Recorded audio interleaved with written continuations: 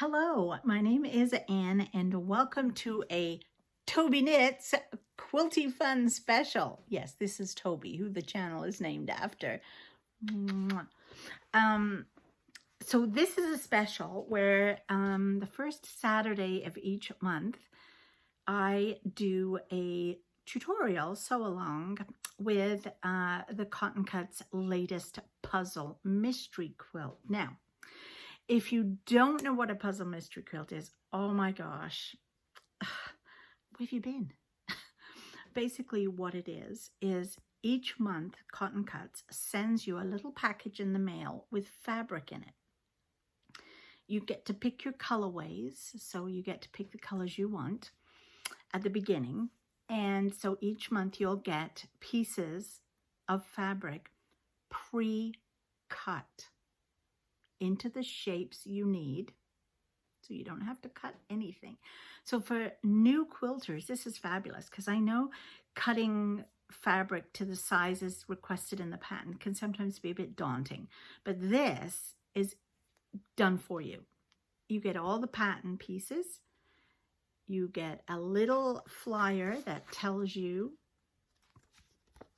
what the numbers are, what each fabric represents in a letter, and then you will get instructions on how to print them out, how to lay them out and sew them together. So it's super easy, it really is. Now, when you have finished putting that block together, it doesn't necessarily look like a standard quilting block that you would imagine, because they're pieces of a puzzle.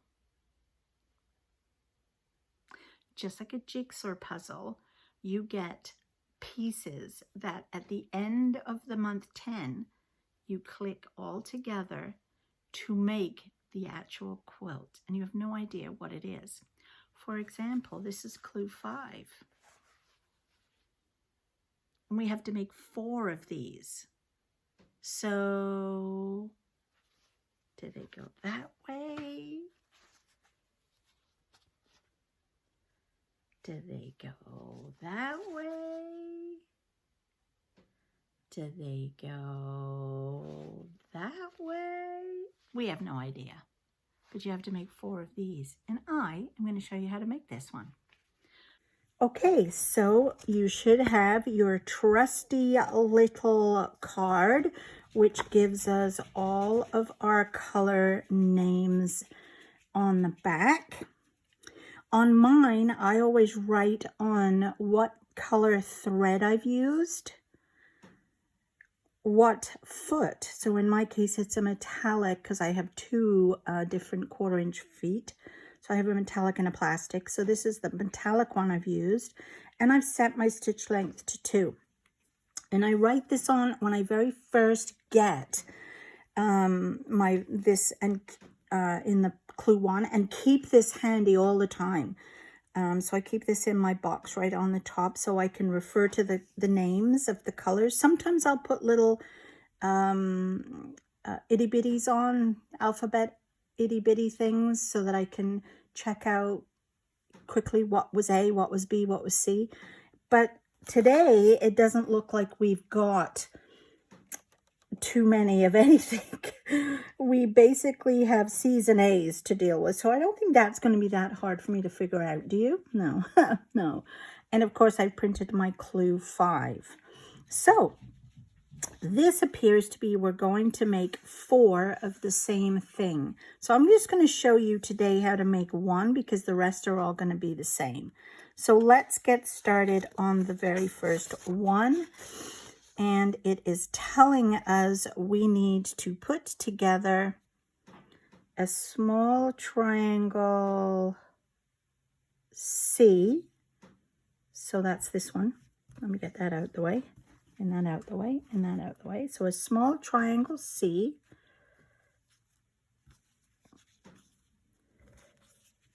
And they're going to be flying geese. So they will kind of go like that. Can you see that? And in the middle is the small triangle C. So that's what it's going to look like. when we have finished sewing it together. And you're going to be making 4. For today, I'm just going to make 1 for you. So what I'm going to do is I'm flipping them over and matching the edges like that. And I'm going to sew 1/4 inch along this edge first. I also like to use leaders and enders, and you're not probably going to be able to see this because my camera's not that far over. So I always have, oh, it's not plugged in. I've been away. There we go. I was away in San Francisco visiting my dad and my brother who flew from England. So I unplugged everything before I left. And this is the first day I'm actually there. I'm actually sewing again.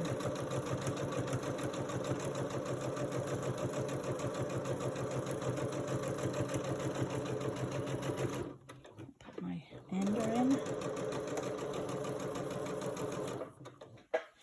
And snip this. So this is what a leader and ender is. I always start with a scrap piece of fabric and sew, and then I just almost like chain piece the next bit on, and then I end with another one which is currently still underneath my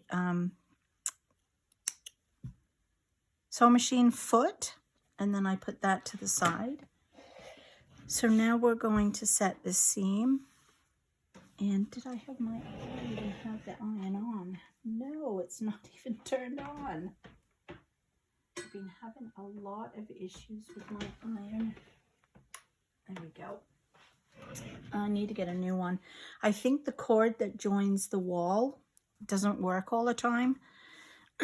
So I'll just wait for that to warm up. And we are going to set the seam, just to loosen up those stitches, relax the stitches we've just done, and then press it open. And it tells you on the directions which way you're pressing. So I'm pressing up so that this is where the seam fly goes. It goes up. So once I have done that, now I have to put this one on this side. And again, as you line these up, you'll see that they all line up along the top and on the bottom. And we're just going to give these a quick sew. Let's just make sure that's in there.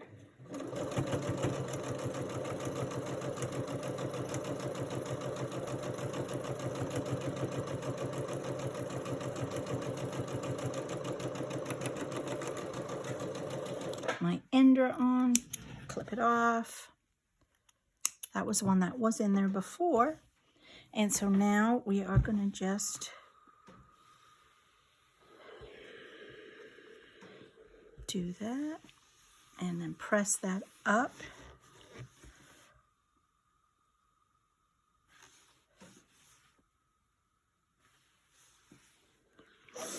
And there is one of our flying geese, and you're going to make 4 of those. Once we've completed 4, so I'm just putting them aside because I'll do them later off camera and show you when I'm done. Now we're going to take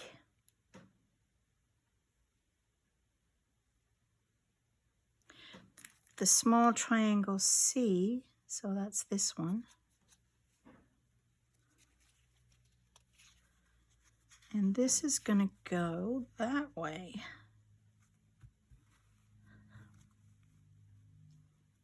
So again, this looks like, I always call it a road. Probably not really a road, but okay, so I'm going to make sure that one's going that way. So those are going to be joined, and we're just going to put those across and do that. Now you can pin them,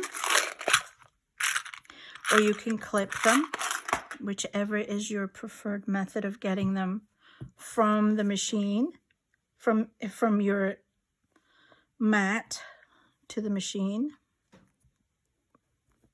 And then take them over and sew here and sew here.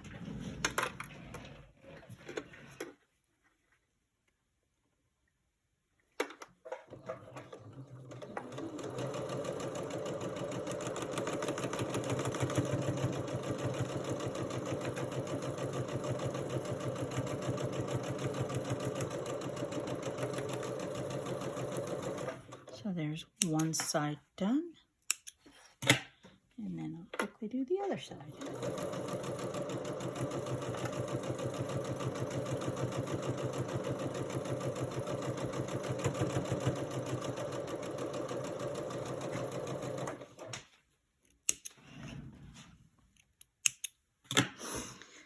And then we've got that.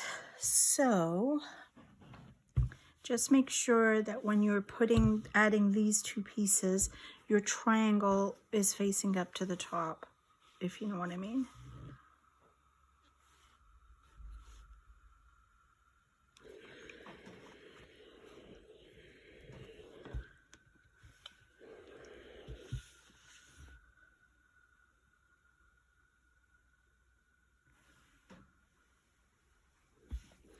And there's that size. Ooh, look at all the steam. Ooh, that looks so cute. And then we're going to add a large C, so the biggest C, to the top, so it should easily fit. So we're going to move this down, and again, you're going to line up your edges, and if you want to, you can pin or clip. This fabric is metallic, and I find it hard to push the pins through, so I much prefer to use clips.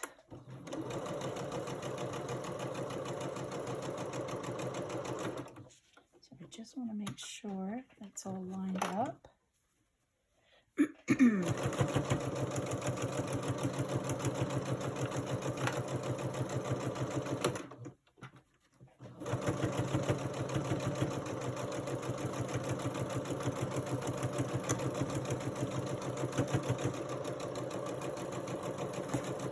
My ender in. And this is also going to be pushed up that way. Pressed up, not pushed up. Goodness me. Yeah, I had a fabulous time in San Francisco last week. I met my dad and my brother. They flew from England. 10-hour flight they had. Gosh, I thought we were hard done by with a 6.5-hour flight from Montreal. And my dad's going to be 90 on in December 26, Boxing Day. 90. Gosh. Yeah, we were there to celebrate my birthday and my brother's birthday. My brother was 59 in early November, and I was 65 November 30th. So we had a lot of fun. So now we've got that like that. So the next and final step, and you know, that didn't point right to the end, and they're not all the way down, but that's okay. I don't care. That actually will be, because that's the 1/4 inch seam. So don't worry if the bottom doesn't look like the picture. You should be fine. So now we just have to add 2 of these. I can't believe how quickly this has gone. So one there, and that one will go there. And I always lay them out the way they are supposed to look. Oh, isn't that pretty? To make sure I have it the way it's supposed to go. So we'll do one at a time first. So we'll do this one. So this is almost like a giant flying geese. Make sure that's all lined up.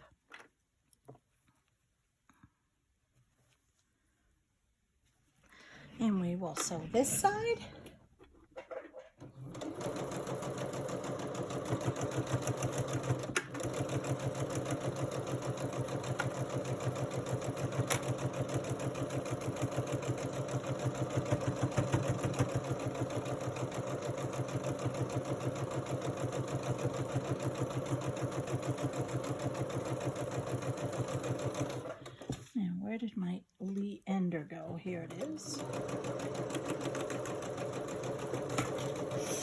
So here's that one.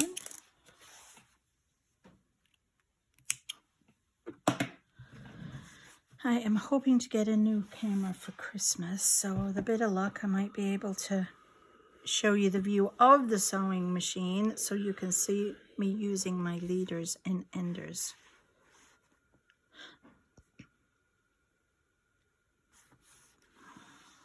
But I have to wait for Santa. Look at all the steam. I don't normally use steam. It must have been set on steam before I went away.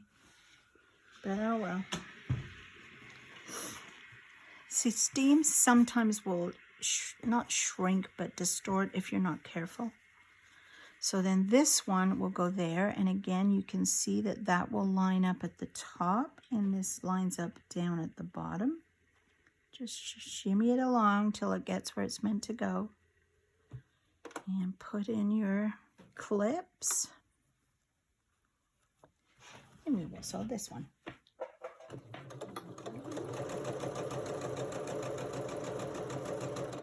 Just move my end leader out the way a little bit.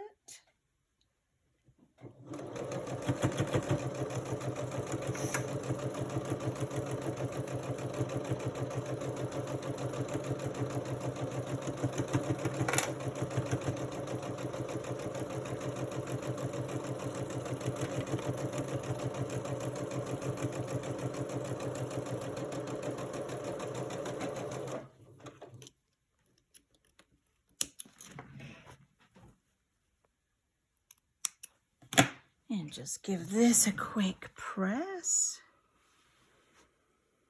to loosen up and ease those stitches so that we can maneuver the seam over to the side we want it to go.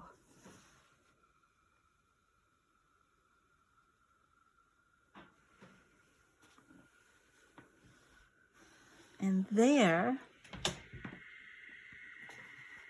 is our finished piece. Isn't that pretty? Oh, I actually have my seahorses all going the right way. Didn't even notice. I love that. So I have to make 4 more.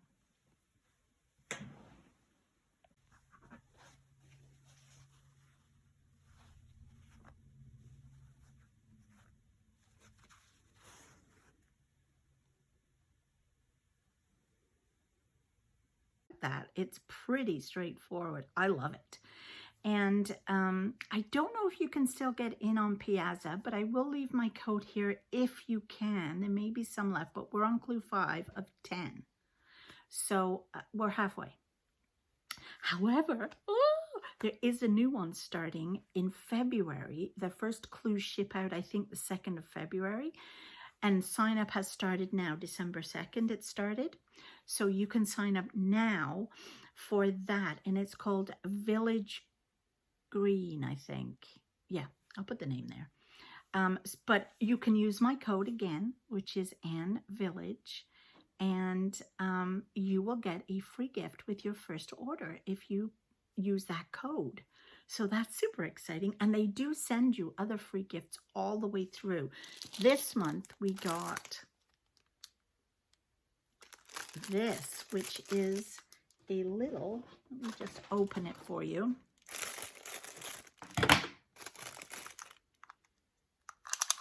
These are so handy because they're nice and little and they fit in your purse. And so you can take it with you. I'm actually going to leave this one at my trailer because I plan on doing a lot of sewing at my trailer this summer. So yeah, sign up, join me, and I'll be putting it together with you just like I did this one. So if you have not signed up for Piazza or missed it, don't worry. Next year you can sign up, or you can sign up now and start next year for Village Green. I think that's what it's called. And it's, yeah, I think I'm doing daffodil. I can't wait. Anyway, that's all I have for you today. Have a wonderful rest of your weekend, and I'll see you next month for the next clue in Piazza.